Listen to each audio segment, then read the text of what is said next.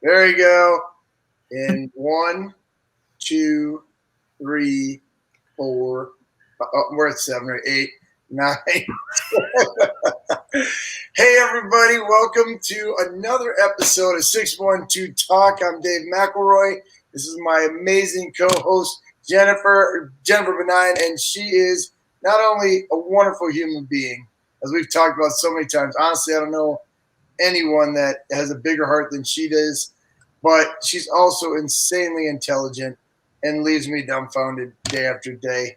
Jennifer, how are you, pal? And who do we have with us today? Yeah, well, good to see you again, Dave. But I'm super excited with our guest tonight. And timing, when you guys see this, what's really cool about having Mark on our show tonight, there's some pretty big news that happened for Minnesota and some work Mark and the team has been working on for years that they're finally see come to fruition we'll talk about. But Mark, thanks for being here with us. We have Mark Ritchie, the president of Global Minnesota. Many other things he's responsible for, committees and organizations that he supports. But we'd love to hear, Mark, let you tell the audience a little bit about how you got to Minnesota and your origin story of what led you, to Minnesota and being part of this community. Oh, I'm so glad you're asking this question because it's kind of on my mind all the time. But my getting to Minnesota, well, I had it in my mind to do it for a long time. But that's because I was living and working in San Francisco, where I was part of a community that was building out a food system, a cooperative food system, kind of based on the Minnesota model, to tell you the truth. And my wife and I, in a very short number of days, adopted a baby, and like 3 days. And so my life changed. And we've got a much larger story there. We'll do that in another podcast. But in the course of that year, with the new baby in our arms, we knew it was time to move and be closer to family.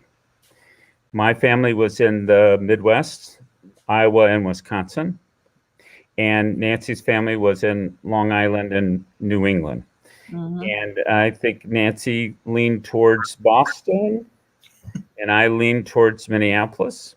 And we came out here on an August day with white puffy clouds reflecting in the lakes, and all of the political community and the co-ops and everything.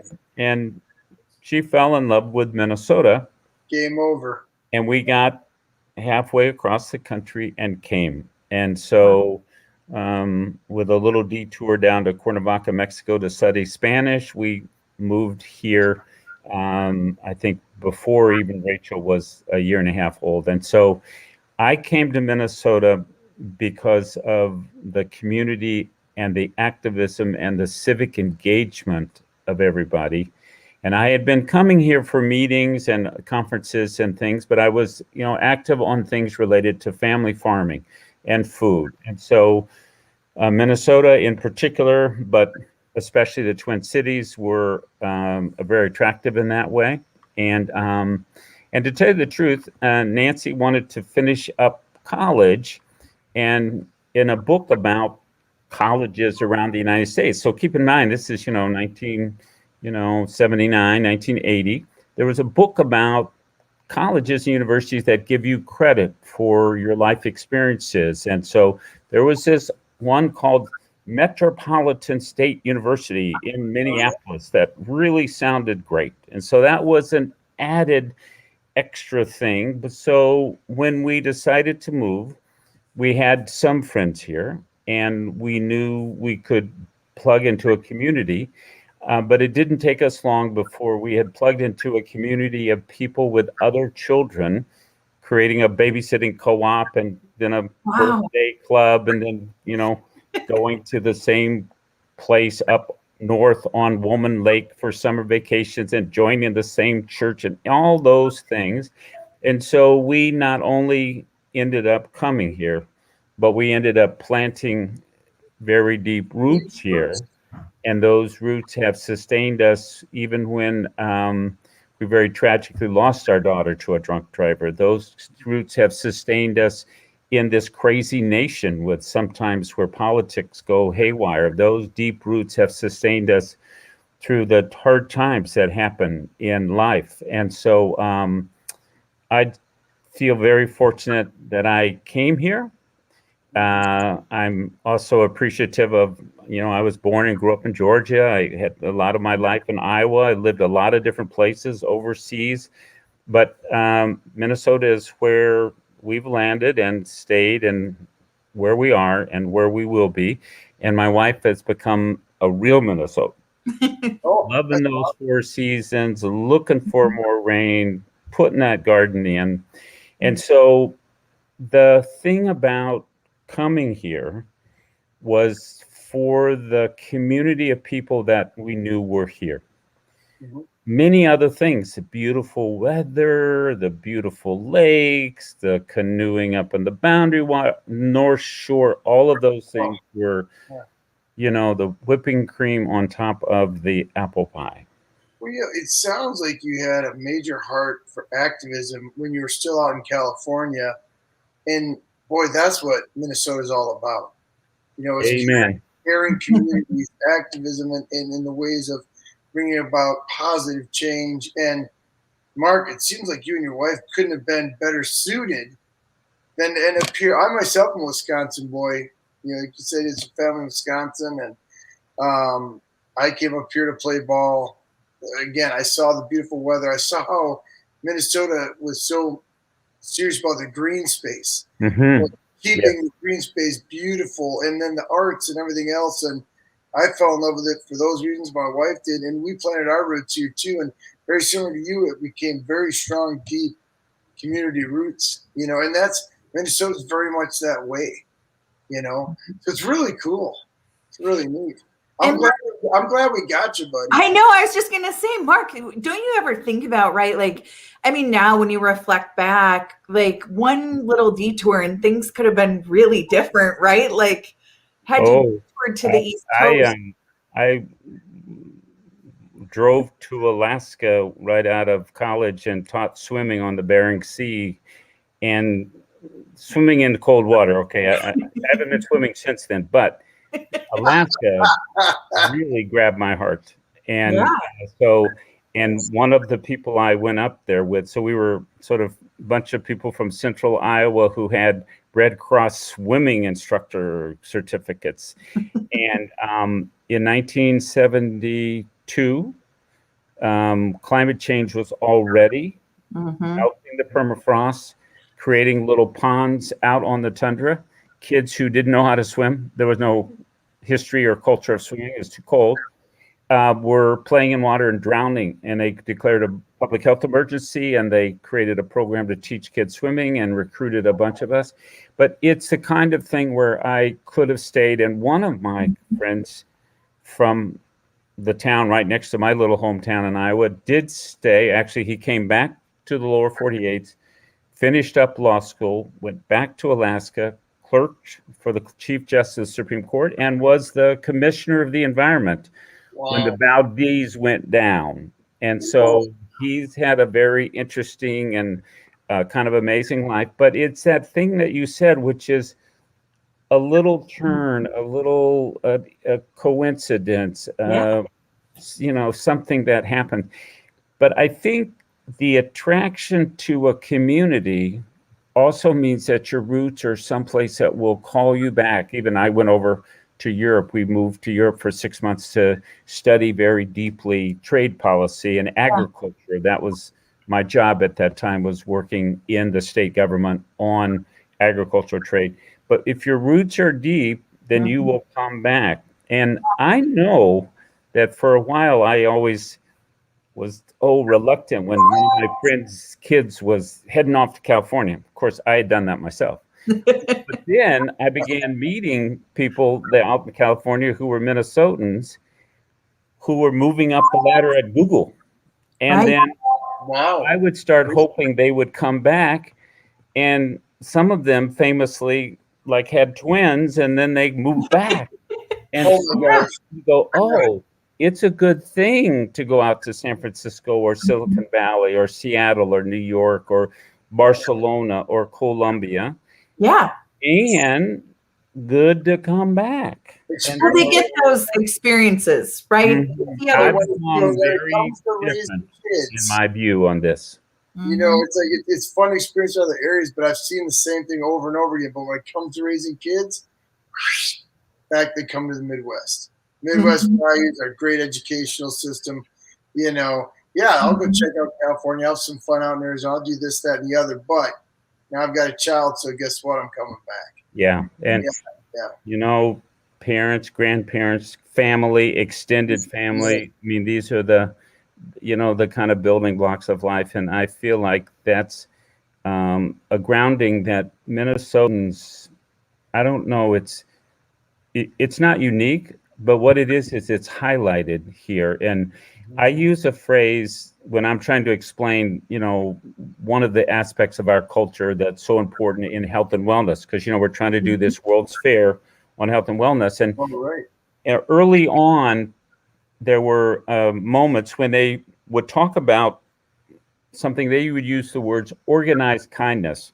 The first hospitals, you know, now we're famous for the Mayo and all of that, but the first hospital, people referred to them as institutions of organized kindness. And I thought about that as a kid growing up in farm town in Iowa. When somebody broke their leg or something on the farm, people got organized and went out and harvested the corn or whatever was needed.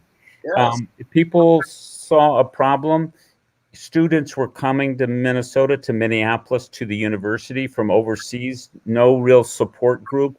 And so a group of women, church women, came together and said, you know, we need to be a welcome wagon. We need to welcome these students and support them. And that's actually how Global Minnesota came to be 70 years ago. So they saw kindness as a critical value, and they understood the importance of that kindness being organized. Yes, random acts of kindness are great, you know, all of that. But, you know, if you've got something going on and you're organized to be able to respond to it, then you can handle disasters, or you can handle emergencies, or you can handle something that you know is important. Like these women, they knew it was important how international foreign students that came here, how they were treated and how they remembered their time in Minnesota would affect them their whole lives. How they thought about the United States, how they thought about Minnesota.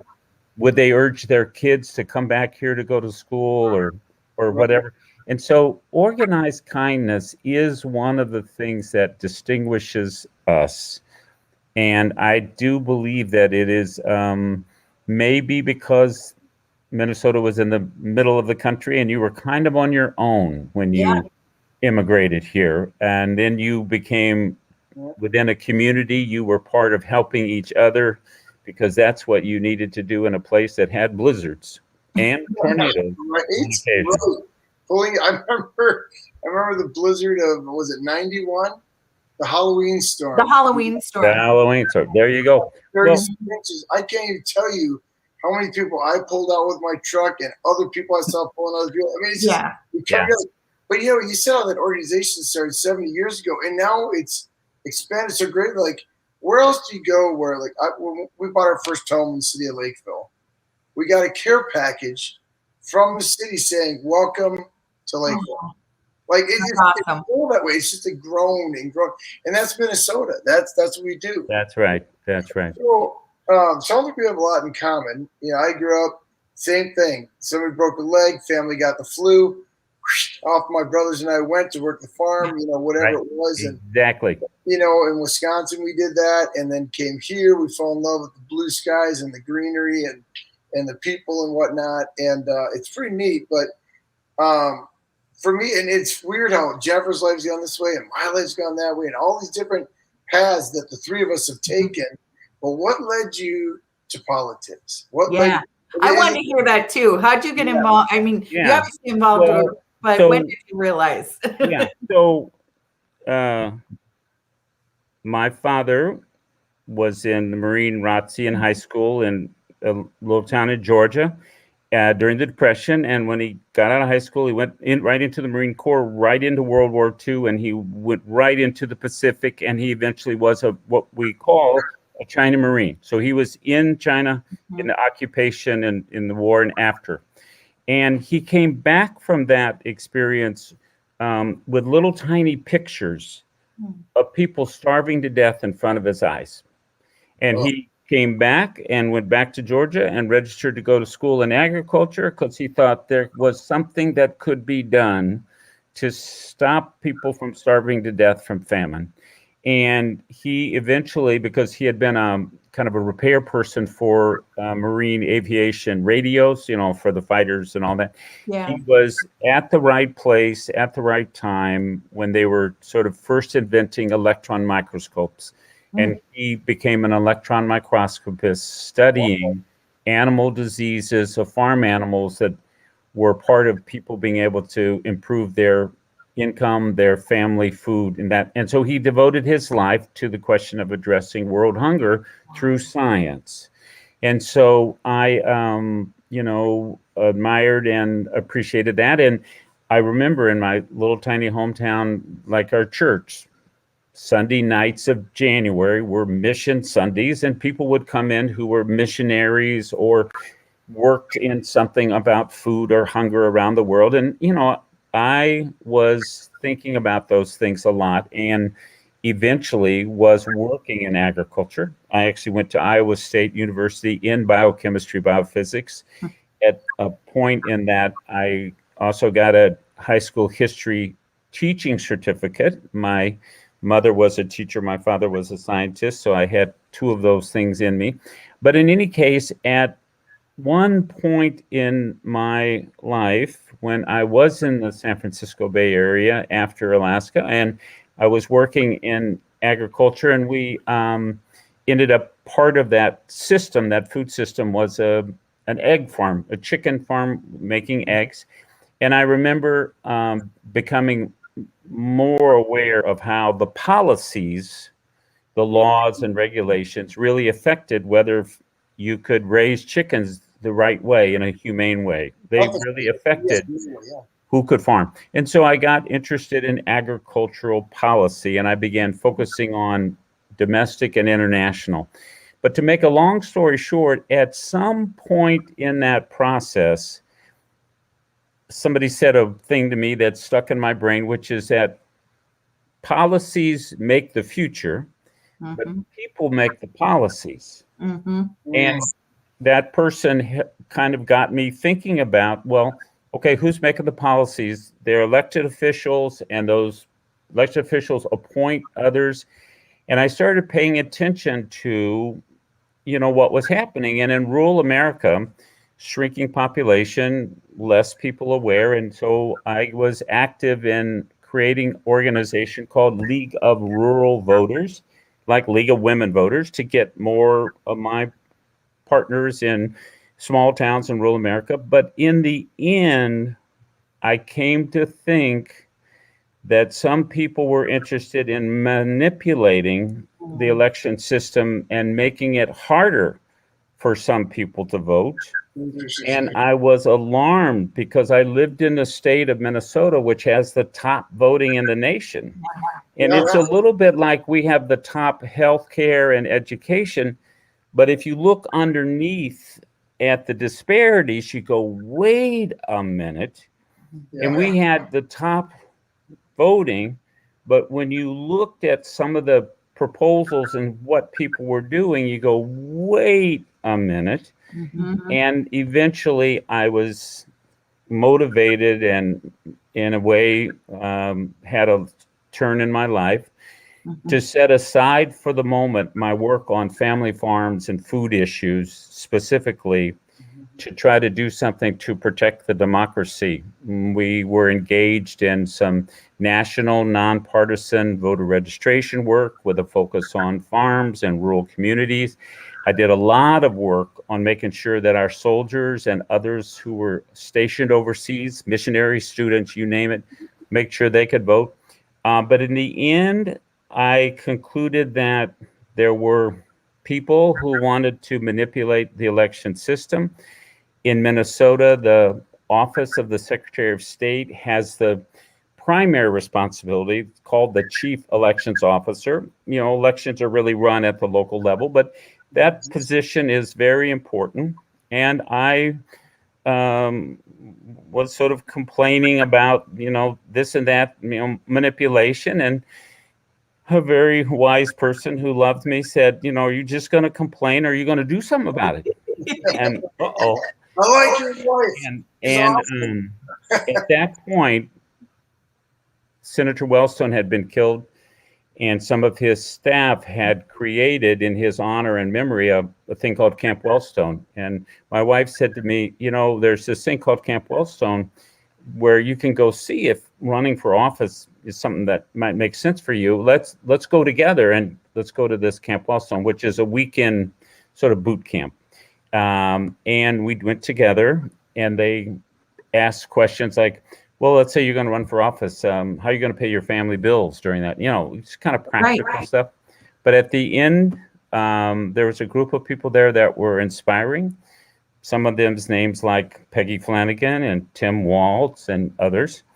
And we all kind of jumped into the idea or the way that said,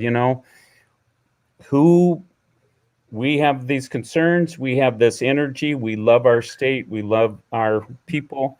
Running for political office would be an honorable thing to do. Win, lose, or draw, it's important.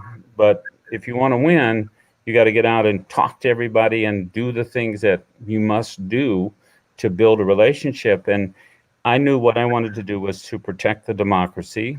And I knew that it was audacious to think that, just out of the blue, I could do that. But I had a strong base of support and a lot of experience in rural Minnesota, which is where my life was centered. And so I thought I knew the state, but what I discovered was I knew the corn and soybean parts of the state, very important. But I came to know the rest of the state. I was very fortunate to be able to win. I was running against an incumbent.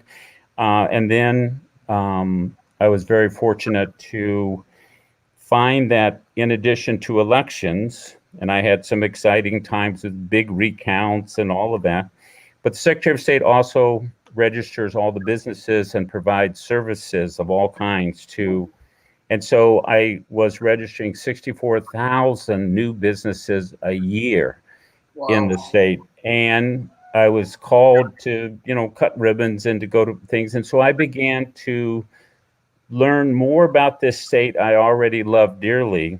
I learned about the mining regions and the timber regions and all the other regions, every corner of the state, and all these different sectors. I knew ag and food, but medical and IT and services and sensors and all kinds of things. And so I ran for office unhappy about something and wanting to stop that and make it better. But I soon realized that I needed to shift my thinking to not just wanting to stop something I didn't like, kind of negative in that way, but no, thinking about could we digitize our systems for filing businesses so you didn't have to drive down from Thief River Falls or, create a 2-day process to set up a new LLC or nonprofit. Could we make voting for our soldiers and others overseas easier and more durable? And so not only was I, motivated in a way to do something through elected political office, being in that elected political office educated me about my state in a deep and profound way, educated me about our people and their activities, especially business activities, because that's, but also educated me about a whole lot of other things I didn't know. Like, for example, we were adoptive parents. Minnesota is a big center for international adoptions. The Secretary of State's office has some special certification kind of things, authentications kind of things. And so that service, and, at home we talked about just 2 terms, and that's what I serve. That service introduced me to my state and my people and my neighbors in such a profound way that when I announced that I wouldn't be running again, because that was the deal, a couple people came and asked me, hey, you're not going to be running for office. You're not going to have anything to do. You want to help us bring a World's Fair to Minnesota? That's a good idea. A new big project. And I remembered as a 12-year-old, my folks packing me and my three brothers up in a car and driving out to New York in 1964. We camped on the Long Island Sound. We went in to see driverless cars and video phones and all kinds of things that really made me realize that there was a big world out there and I wanted to be part of that world. And so I remembered that and I said, well, that sounds like a good idea. I was transformed as a 12-year-old. Why don't our kids have that possibility in the United States now? Well, we dropped out and we don't do that. And so we've got to, make this happen. So honest to God, that arc of how I got to be in an elected office, it was also in the way that I exited with a changed appreciation and understanding of my state, but a desire to keep serving and seeing that creating an expo that connected Minnesotans to the world and brought the world to Minnesota, not only addressed that joke that we have, you can't get people to come here to work or to go to school, but once they do come, then you can't get rid of them. No one ever leaves. Yeah, but it also was the opportunity to say America's made up of a lot of different things, different kinds of people, different kind of attitudes. Minnesota is a welcoming place. When sometimes it doesn't seem so welcoming, we're a welcoming place. Minnesota's a place that likes to learn from others. The Mayo brothers were famous for creating a Mayo Clinic, for training, but they love to go to Europe and learn about surgery. And there's a whole history of learning from others, respecting others, appreciating others. And so I've kind of came to the belief that not only would it be great for students and young people and future generations to have World's Fairs occasionally in the U.S. and so they could have that, I began believing that the world needed to know about our corner of the planet, right, the headwaters of the Mississippi, and they needed to know our people as a way to fill out the mosaic of what they think of as America.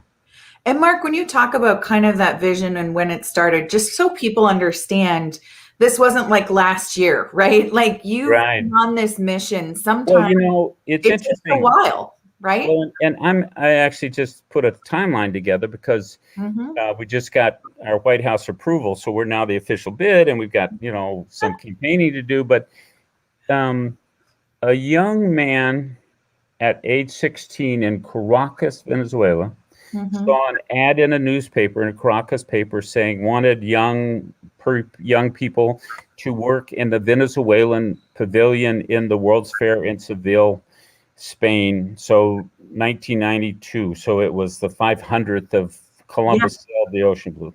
And so Manuel Delgado went off to Seville as a very young man, really fell in love with World's Fairs and expos, eventually immigrated to Houston, eventually got married, became fixated in love, Prairie Home Companion. He started a communications firm. And in, I think, May of 2009, Manuel had built a group of people up in Houston because San Antonio had held a World's Fair.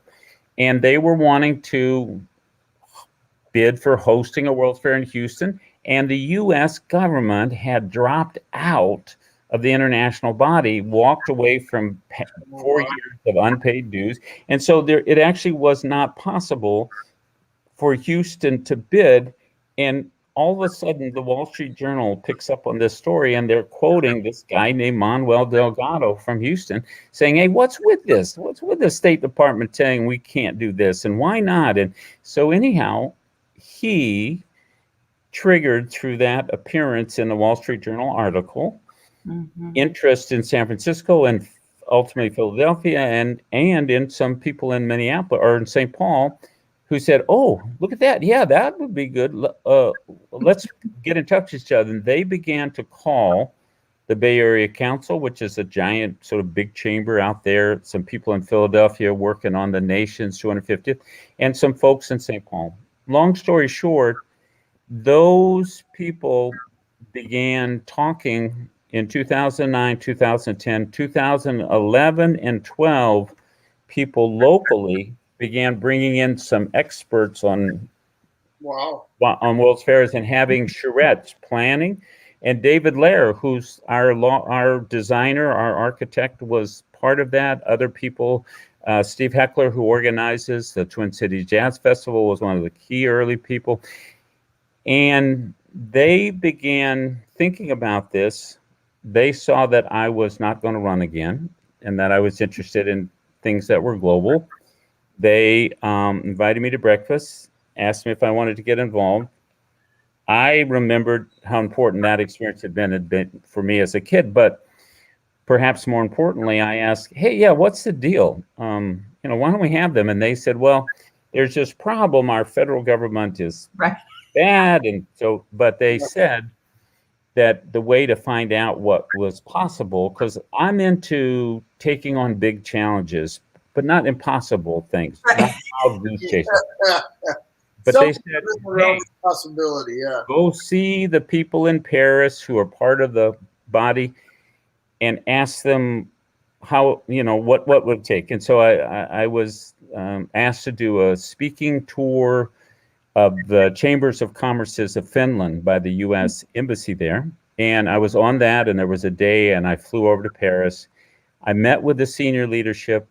I had a kind of funny set of interactions, but right in the middle of the discussion, the senior guy, the head guy, asked me if I knew Ricky Rubio. And because I'd been sort of trying to talk in French and trying to, not make a terrible mess of that. And it caught me by surprise. And it took me a second. And he says, "Well, I'm from Spain. And when Ricky left Spain, he broke the hearts of all the girls of Spain." Then I knew what he's talking about. And he talked about how disappointed they were that Ricky didn't want to play basketball in Spain. But he said, and I was expecting the Weather Channel discussion, and he says, when Ricky got to Minneapolis, back home in Spain, and all his media was, what a beautiful place, the perfect place to raise your kid to play basketball. And he leaned over and he said, "You don't have to convince us about Minnesota. Ricky has convinced us about Minnesota." Wow. And in that moment, I knew one thing, which was that nothing was going to be simple. Changing my government, but this was absolutely possible. If people like Ricky Rubio were our ambassadors around the planet, then the ground was fertile enough to be worthy of the time and toil and sweat. And a very fun thing happened, which is the process moved ahead, and ultimately we got President Trump's support and President Obama's support, and we got the House and Senate, all this falling in place. And so we had a big delegation coming over to inspect our bid, including the older gentleman, the General Secretary. And it happened that it was in a time when Ricky Rubio would be playing here. Oh, man. And about a month before, there was a scare that he was being traded. And it went down to the last second. And I remember the brokenhearted and the whole crew. And then all of a sudden he wasn't traded. And I think actually maybe the date got switched. But anyhow, it turned out they were here. We went to the game. They went down to the locker. And that expression that we use, a grin from ear to ear. The picture of great, big, tall Ricky and the Secretary General with a grin from ear to ear with like my beautiful pink lion hat, a Rubio. But it was the kind of thing that is how the world works. That you find something that's passionate, that connects you with people, and then you go for it. and then you discover things that you never knew Mm-hmm. would make it possible, but in fact, they make it possible to do extraordinary things. Well, and that's amazing. And we took a big step forward yesterday in this. It's been a long time coming. Several presidents you mentioned. You're on your third administration now with this to move it forward, as you said. So it wasn't necessarily quick or easy. But can you explain a little bit for folks listening how significant what happened yesterday for June 29th for everyone in Minnesota was to bring that forward and closer to fruition? Yes. So in the first time that we chose to compete, we were competing for the year of 2023. And so in that campaign, which started around 2012, 2014, it really picked up steam. 2017 was kind of the peak of that. We accomplished getting the United States government back into the international body and paying off the back dues and becoming enthusiastic. So that was a huge success. And we kind of captured the hearts of the other 169 countries. We were scrappy, we were grassroots, we were able to get our government to rejoin when you get all this rhetoric out of Washington. So we were able to kind of stitch it all together. We had to win a very important vote to get into the finals, and we won it by one vote. That was exciting. And then, we didn't win. Nobody wins on the first time. Argentina won. And but for those of us who were there in the room, losing or not winning was the next step in the process because people loved us. And I think people watching from Minnesota were super disappointed. It was kind of like, you're watching the Super Bowl or something like that. But in fact, people said, oh, you got to get going on 2027 right away. And in fact, they were right. I will just say parenthetically, Argentina, in fact, had to abandon that bid because COVID forced Dubai, which is the site of this year's expo, to move 1 year later, and it basically ate up all the time. And so Argentina, who had been struggling and their economy was really hard hit, and now they're COVID hard hit. Anyhow, so if we had won in 2023, we'd be in deep doo-doo right now. So we were lucky. Like we say, those little turns, right? And so what happened was we got our bid into the U.S. Commerce Department, because that's step one. The Commerce Department came out and did its big inspection to see if we were okay people and we had good ideas, and that happened a couple of years ago. Commerce Department writes a recommendation to the president saying, we think, in this case, Minnesota is the right place to do it, and we recommend that you, the president, declare them the candidate city for, in this case, for 2027. And so, that process happened, and we were in the middle of that process, and then the president changed. So they had to start over and do some things and sort of review and that kind of thing. But this week was the moment when all of that came to fruition. The president signed these two memos that essentially instructed the State Department and Commerce Department to do their dance, making Minnesota the bid candidate of the United States. What's exciting about this moment is we've always been very favored because we picked the theme of health and wellness in the beginning. So we look like geniuses now, and people want to talk about it. But we are triggering the rules in this way. Between now and the end of this year, if anybody else on the planet wants to compete with us, they have to come forward. Right now, nobody is. That's interesting. But between now and the end of the year, that's when the window is open. After the end of the year, if there's no other competition, we will be submitting our formal bid. There will be a formal site visit. They call that big delegation will come over. There'll be a recommendation, and there'll be something like a vote about 1 year from now, May, June of next year. If there is competition, it's the same general procedure. You write your your bids, you put it out in French and in English. You compete, so to speak, by lobbying with countries about why your topic, health and wellness, is so important, why Minnesota is the place to talk about health and wellness, how welcoming we are, how much we are looking forward to them coming.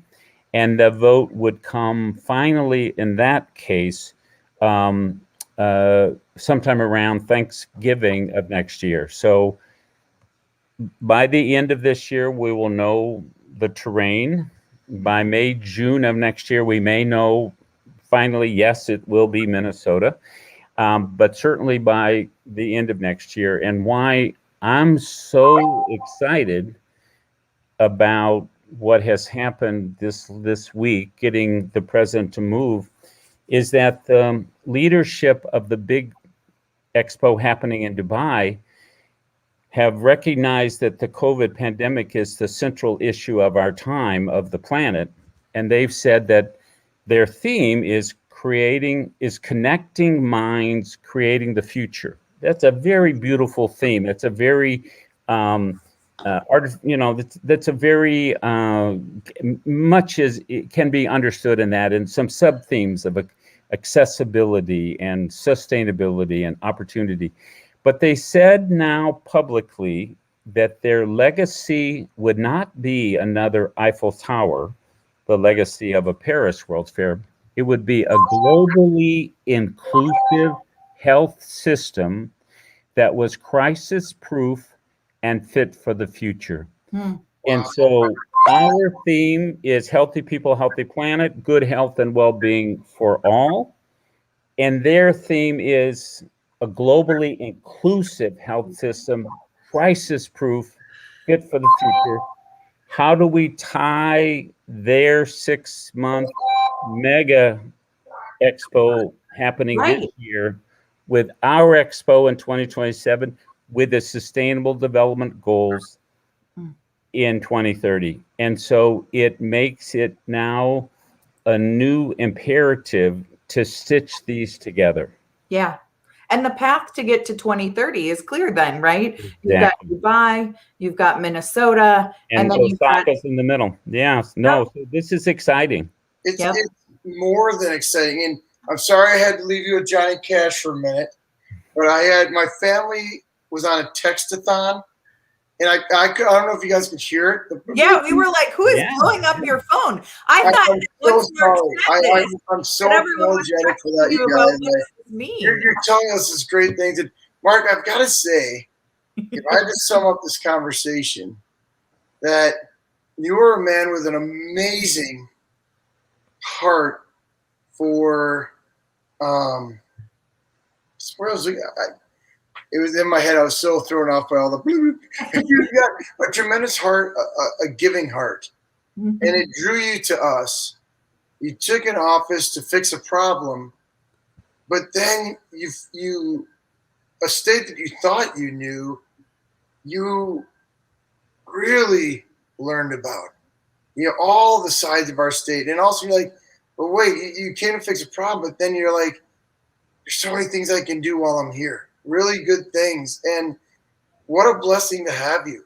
Honestly, I've been a fan for a long time, and my family's been a fan for a long time. And we're so blessed to have had you in our corner of Minnesota, making Minnesota even more beautiful than it was, in a better place than when you got here. And what a legacy is that. And now the World Fair, which is crazy.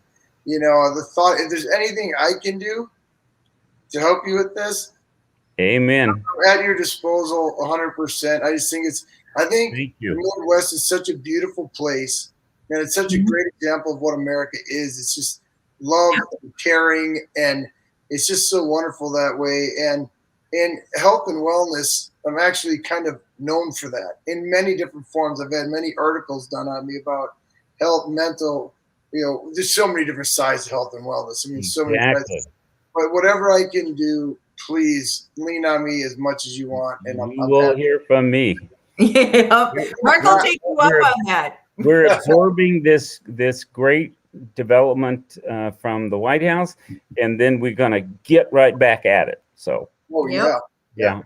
one step. Now we got to go to the next step, right? But Right. Mark, thank you so Thank much. you so much, you guys. Great to talk with you. Yeah, thanks for spending time. And it was so timely, just like I think with a lot of these key moments in your life that led you to exactly where you were supposed to be. And to help us with this, where, as Dave said, I echo, Minnesota got really lucky when we got you as a part of our state. And now the rest of the world gets to see what Minnesota is about and bringing it to that level in the world stage and the visibility. However it turns out in the next year, lots more people in the world will know a lot more, I think, about Minnesota. Absolutely. And what I was trying to say was a heart for service. I was so thrown off by all the. I'm gonna stranglehold my family. I'm actually on my wife's laptop because mine just totally kittywampus today, and evidently she's got all of her like text message alerts pop up. I'm like, please stop. I'm like trying to figure out. I finally had to run up the stairs, yell up the stairs, stop texting. We're just glad that everyone had clothes on and there were no mishaps. Right. So it's all good. It's just texting. Right. Oh, see, I've got a small one that just ran through the background. It happens. Thank you. Welcome to From Home Environment. Right. I wasn't ready. Mark, you are a great human being. Thank you so much. Thank you very much, you guys. Have a good evening. Bye now. Thanks, everyone. See you guys next time. Take care. Bye. Thank you so much. Bye-bye.